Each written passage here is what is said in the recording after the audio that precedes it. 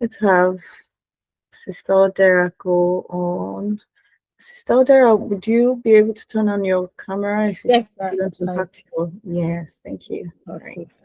All right. Good evening, everyone. It's great to be here to join you for this session. Thank you so much for the invitation, and thank you to every lady here.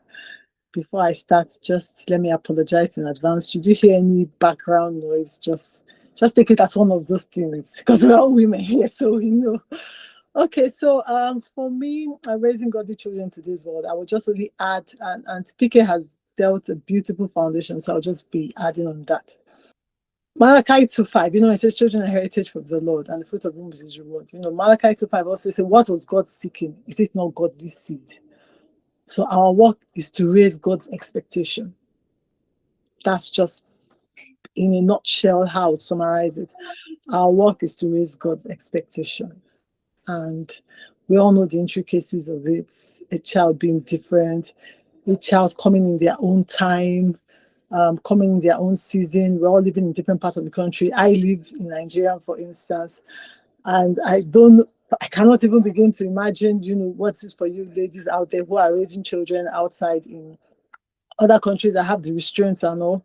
Because sometimes I tell my children, I say, God knows if I was living abroad with people. After I beat you, I will go and report myself to the police. I beat my picking. I don't get, so I know it can be tough, but there are ways that God also, let me use this word, he makes a way of escape for us even in those countries so that his expectation can be met. So whether we are in Nigeria, and let me also put it this way, for us in Nigeria, doesn't mean that because we're in a country that permits us to beat our children, doesn't mean that we're also raising godly children. It cannot even be turned into abuse, not raising God. And you're just living a child who's scared of you, who can't wait to leave home, So that's also, it doesn't also quantify. So for us, it's always, Lord, what's the way of escape you've created for me in this scenario? And how do I meet your expectation? That's it for parenting. I bought a book once, and one of the person in the book wrote and said, before I had children, I had 6 theories about raising children. Now I have 6 children and no theories about raising children. I just take it as it goes, And sometimes it can feel like that on some days, and we even we're beside ourselves. We are like, am I even getting this thing right? And even like children, at least our generation is a bit better. We don't compare as much like our parents. Our parents will just tell you in your face, can't you see your neighbors? Can't you see our neighbors' child? Can't you see? But we are masking it a bit. We just compare mentally now. At least we are trying. Let's pat ourselves on the back. But the thing is, sometimes we do that comparison and we're wondering, oh my, am I matching up? Am I meeting? Am I dropping the ball? Am I, and sometimes we question ourselves into doubt.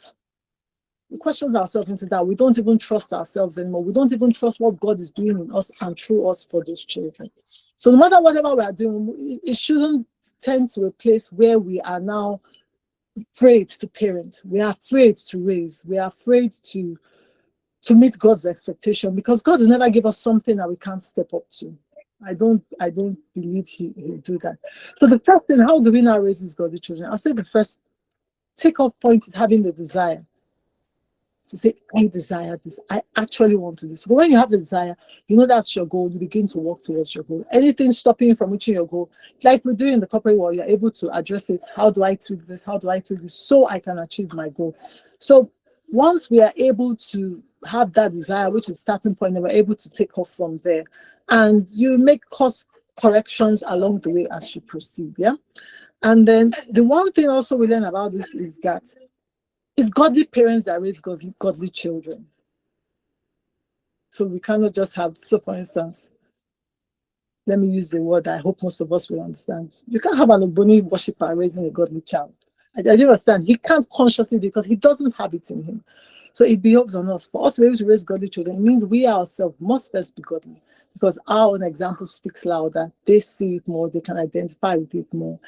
And in raising them, God is also raising us. God is also, working in us and tweaking us, and we are learning our own journey of parenting, how to even be better Christians. Like in our own time now, we can see parents who will say, my child, I'm sorry. A child comes to me and say, oh, mommy, you hurt my feelings, and you're able to say, oh, I'm sorry. I didn't know you would take it that way.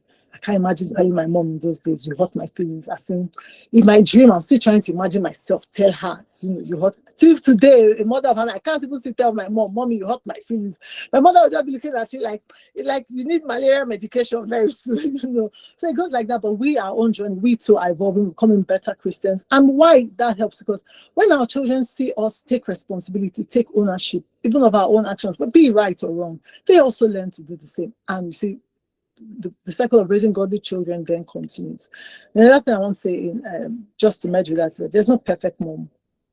I know I wanted to be a perfect mom when I got married. I wanted to be a perfect mom. And like the intro said, I've got 6 kids and I call them batch A, batch B. I had the first batch and I was like, no, please, I need to take a break. Let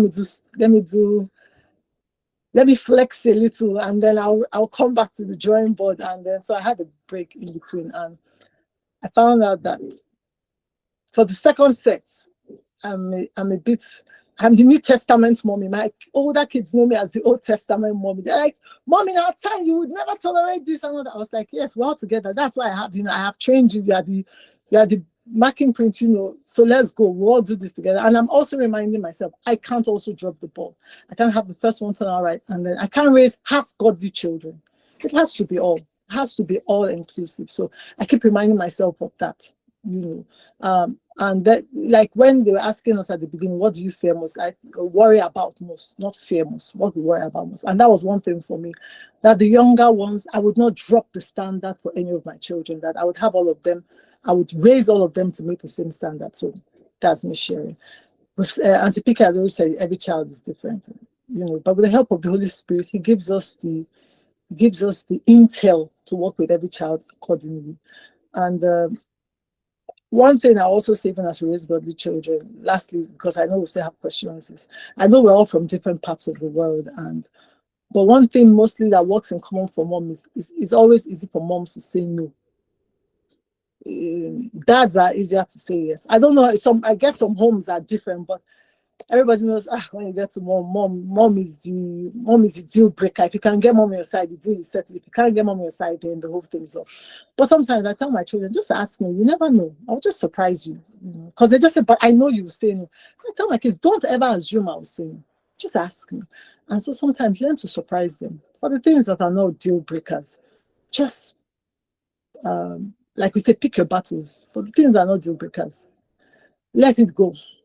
So when it comes to things that are deal breakers, when you put down your foot, they're like, oh yeah, she's put down her foot now, And so that the story won't always be, mommy always says no, So this work of raising godly children for God is doable by His help. So I'll stop there for now. Thank you. God bless you. Auntie Oji. So being a parent is a privilege. I always say that, not just to people, but to myself.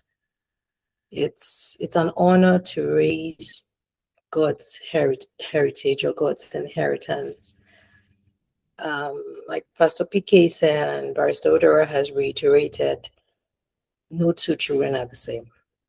What will work for one child will not work for the next child. And it gets more complex the more kids you have. I have 4 sons, and you would think that, oh, they're boys, so, it will be kind of the same thing, but not necessarily. So you have the boisterous boy and you have the quiet boy, but they're all boys. And I'm sure it's the same way in many people's homes. From my experience, so I'm still very young. I've been married 16 years. This is the 16th year of our marriage, and my oldest is 15. So from the little experience that I have, one of the things that God has taught me over the years is prayer. Prayer can never be downplayed when you're raising children. You have to pray for them. It's not everything that you see going wrong that you talk. You just observe and you take it to the place of prayer. As long as you are that child, you have jurisdiction over that child. You go and settle it at night. You go and tell God what you want. In the morning, you see results. I rarely argue with my teenagers. I observe and I see things and I'm like, okay, I'll see you at 10 o'clock tonight, or I'll see you at 11. Arrange your child in the spirit. In the morning, you see the results, or in the coming weeks. when you're fast asleep, especially if a child has given me such a, someone is laughing. Yeah, that's actually it. You have to go settle it in the spirit. You can't fight every battle just by talking. You're going to become a nagging parent. You just need to understand that your strength is in speaking over them. They are your children. God has given them to you. You must speak over their lives. You would finish speaking and then you go to their bedroom and put your hand on that child and say what you want to say. Because while they are asleep, their spirit is hearing you. Their spirit is listening to you. And that has always helped and has always worked for me. Because I realized that I did not give myself these children. God did. So he has the blueprint. So when I'm confused or when I'm struggling and I'm not exactly sure how to navigate this new season or this new stage that my child has entered, I just say, God, okay, what am I going to do about this? I don't want to lose this child to the kingdom of darkness. But at the same time, there's a way you can bring your Christian values to a child. You spook them. You become a parent that they see you coming and they're passing the other door because they just about had it with all mommy's preaching. I don't want to be that parent. I'm going to read two scriptures. I like the Passion Translation for them, but I think the second one, I think the TPT version I have doesn't have Old Testament, but I'll read this. Proverbs 22 verse 6. I like the Passion Translation. It says, dedicate your children to God and point them in the way that they should go, and the values they have learned from you will be with them for life. And then the other scripture here is Deuteronomy 11 and verse 19. I'm reading from the New King James Version. It says, you shall teach them to your children, speaking of them when you sit in your house, when you walk by the way, when you lie down, and when you rise up. I try to use every moment as a teaching moment. Many times, it's not just that devotion when you sit down and share the scriptures. I'm driving in the car and my child says something, and then I use it as an opportunity to teach something quickly. We're cooking in the kitchen and something happens, or I'm listening to a conversation between two children about something that happened in school that is not necessarily my business. So you need to know how to mind your business as a parent so that you can hear more gist. If you keep talking every time they say stuff, they're going to shut you out of that gist. So you have to say, oh wow, tell me more. You have to like insert yourself, and even if you are screaming inside of you, you just keep a poker face because you need to hear it. I finish, I'll go upstairs and I'm speaking in tongues. I'm like, hey, that friend, my son must lose that friend. But I didn't say it there because I needed to hear the whole gist. But that's the way I've been able to get to the core of the matter every time. Like I can tell you the many people in my son's class that smoke, that have because I'll say, wow, just tell me more. So what exactly did they smoke? What did they do this? I have to be their friend so that they can tell me all the things. And then I like that because that way I can now tell where exactly my child in this spiritual barometer. Is he endorsing this behavior? Or is he not endorsing the behavior? Okay, he's not endorsing the behavior. How close is he in proximity to this child? Because don't forget, when Abraham told Lot that he should choose, Lot chose a portion of the land. Lot did not go to Sodom and Gomorrah. Sodom and Gomorrah came to meet him. Go and look. He didn't go to Sodom and Gomorrah. He stayed where he was. But the trends and the issues of that time came to meet Lot. The problem was not that they came to meet Lot. It's the fact that when the angels now came to destroy the city, and then they came and said, okay, they will want this man. Lot was ready to give up his virgin daughters. Something had happened. Something had shifted.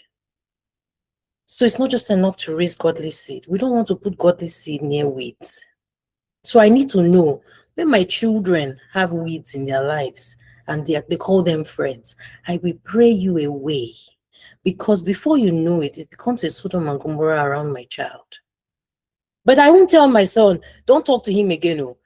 Because the moment you say that, whenever he's having a conversation, you will never hear him talk about that child, because he knows mommy has said I should not talk to this child, but he's still friends with the child in secret.